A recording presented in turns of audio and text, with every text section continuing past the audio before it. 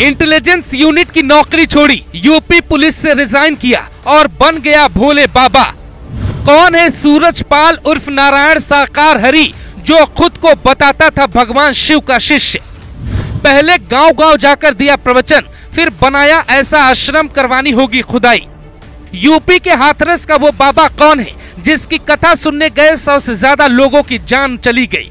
क्या बाबा के आश्रम में कोई ऐसा राज दफन है जिससे निकलवाने के लिए सीएम योगी को बुलडोजर चलवाना होगा? ये बाबा है कौन, कहां से आया, कैसे भोले बाबा बन गया? खुद को भगवान शिव का शिष्य बताने लगा, सफेद कपड़ा पहनने लगा, चांदी की कुर्सी पर बैठकर प्रवचन करने लगा। इसकी पूरी कुंडली अब सामने आई है। भोले बाबा का असल नाम है सूरजपाल। बचपन में इसी नाम से घरवाले बुलाते थे। बड़ा हुआ तो आईबी में नौकरी की, लोगों की खुफिया जानकारी जुटाई, कुछ दिनों तक यूपी पुलिस में भी रहा। पुलिस के तौर तरीके सीखे और उसके बाद सीधा एक दिन दिमाग में आया कि चलो कथा कहने चलते हैं, तो नौकरी के साथ साथ प्रवचन करने लगा। गांव-गांव घूम के प्रवचन देने लगा। लेकिन जैसे उसे प्रवचन अच्छा लगने लगा कि इधर तो जिंदगी सेट है, लोग बाबा बाबा भी बोलते हैं, पैर भी छूते हैं, सुकून से गद्दी पर बैठने को मिलता है और कुछ खास करना भी नहीं होता।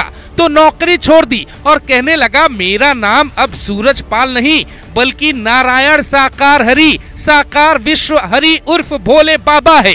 खुद को संत कहने वाला भोले बाबा खुद कथा में कहता है मेरा कोई गुरु नहीं है। 18 साल तक मैंने यूपी पुलिस में नौकरी की, अलग अलग जगहों पे इंटेलिजेंस यूनिट में तैनाती रही। एक दिन भगवान का एहसास हुआ, उसके बाद पूरी जिंदगी मैंने मानव कल्याण में लगा दी। बाबा का जो पोस्टर आयोजन स्थल पे लगा है उसमें भी यही लिखा है मानव धर्म सत्य था, सत्य है और सत्य रहेगा। लेकिन सवाल है कि मानव धर्म ही मानता था तो फिर हाथरस में बाबा की इंसानियत क्यों नहीं जागी? हाथरस से 48 किलोमीटर दूर जिस फुलरई गांव में कथा का आयोजन हुआ था, वहां जैसे ही कथा खत्म हुई लोग बाहर निकलने लगे।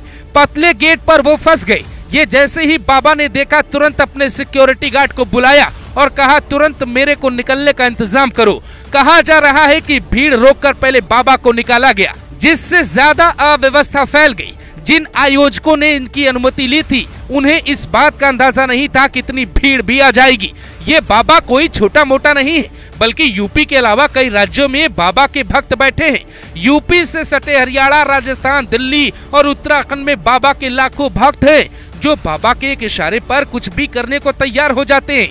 लेकिन जैसे ही भक्तों पे संकट आया, बाबा भाग खड़े हुए। जिस जगह पर कथा हो रही थी वो जगह शमशान में बदल गई। लोगों के पास तक जैसे ही खबर पहुंची वहां भगदड़ मची है। सब अपनों को ढूंढते हुए वहां पहुंचे, पर वहां का मंजर देखकर कई लोग बेहोश हो गए। जो खड़े थे वहीं सिर पकड़कर बैठ गए। आम आदमी तो आम आदमी, एक पुलिसकर्मी जिसकी ड्यूटी अस्पताल में लगी थी वो वहां का मंजर देखकर बेहोश हो गया। फिर उसकी मौत की खबर भी आती है। ये पहला मामला है जब यूपी से इस तरह की खबर आई है। हो सकता है जांच के बाद बाबा के कई और बड़े राज खुले और फिर योगी की पुलिस सीधा बुलडोजर लेकर आश्रम पहुंच जाए। और बुलडोजर कुछ पुलिस कर्मियों की कुर्सी पर भी चल सकता है, क्योंकि गलती सिर्फ आयोजकों की नहीं है बल्कि गलती उन लोगों की भी है जिन्होंने इसकी अनुमति दी। ऐसे आयोजन में इस बात के साफ आदेश होते हैं कि भगदड़ मचने की स्थिति में निकलने के लिए इंतजाम देखे जाएं।